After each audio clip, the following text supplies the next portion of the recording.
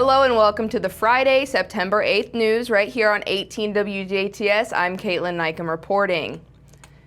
There is new information for the Mid-States Corridor study that has recently been released. A Tier 1 combined final environmental impact statement and record of decision for the Mid-States Corridor study was issued by the Federal Highway Administration and the Indiana Department of Transportation. The documents include changes to the draft environmental impact statement based on agency and public input. The FEIS and ROD was published with an anticipated Federal Register notice of availability for September 15, 2023. The Tier 1 study of an improved highway connection in southern Indiana is a product of the successful partnership of the Mid-States Corridor Regional Development Authority and INDOT. The preferred alternative extends 54 miles from I-64 to US 231 to I-69 in the existing 231 interchange. The FEIS and ROD is available for viewing online at midstatescorridor.com/FEIS and in person at local locations, a list of which can be found on our website, WJTS.tv. The Indiana Department of Transportation announced a road closure for State Road 57 in Pike County. Beginning on or around Monday, September 11th, crews will close State Road 57 in Petersburg near State Road 56. This closure will allow crews to perform a replacement of the railroad crossing surface at the location. This closure will take a week to complete depending on the weather. The detour for this closure is State Road 56 to US 41 and State Road 241 to State Road 61. Local traffic will have access up to the point of closure. The Du Bois County Highway Department has also announced a road closure beginning on Monday, September the 11th.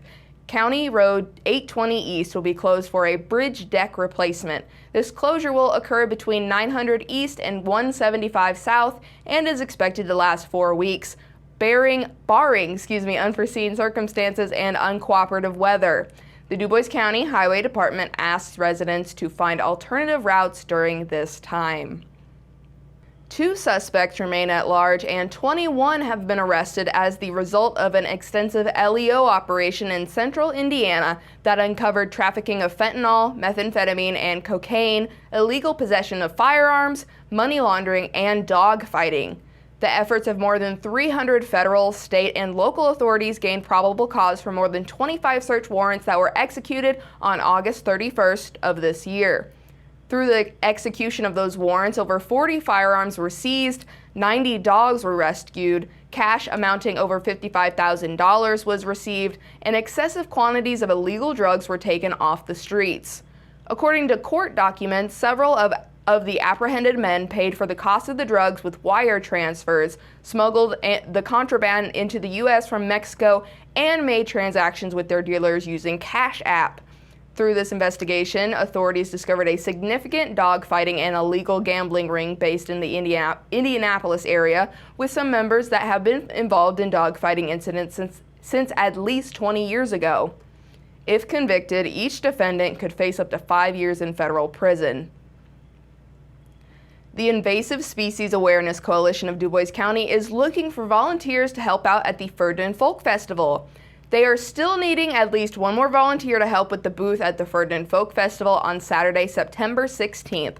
Specifically, they need at least one volunteer for the time period of 3:30 to 6 p.m.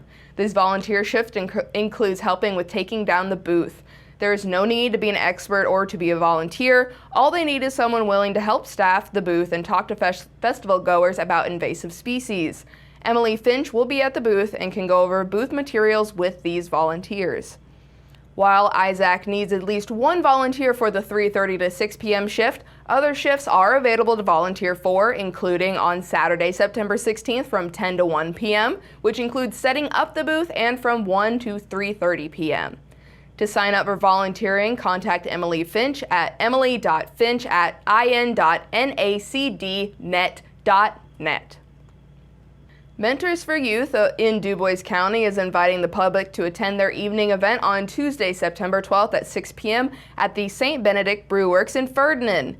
Many children in DuBois County are lacking the presence of a mentor in their lives, and this is a chance to find out who could be a change for these children and teens. Mentoring takes just 2 hours twice per month for 12 months or longer, but the impact on the children is everlasting. Mentors for Youth is currently supporting 40 children ranging in ages from 6 through 18 enrolled in the program. Right now, DuBois County has 8 kids waiting to be matched with a volunteer. To RSVP for this evening event, please contact KAIVA@mentorsforyouth.com and visit the mentorsforyouth.com website for more information on the organization and their mission. A quick programming note, tomorrow the 9th we will be broadcasting the Jasper versus Bosse game right here on 18 WJTS beginning at 10 a.m. Eastern Time. We will follow later in the day with the Heritage versus South Spencer game also airing at 2 p.m. Eastern Time. On Sunday, these games will air once again, with Jasper airing at 7 p.m. Eastern Time and Heritage Hills airing at 9 p.m. Eastern Time to wrap up your weekend. Now stay tuned, we'll be right back with a check of your weekend weather, followed by Kurt Guxel with sports.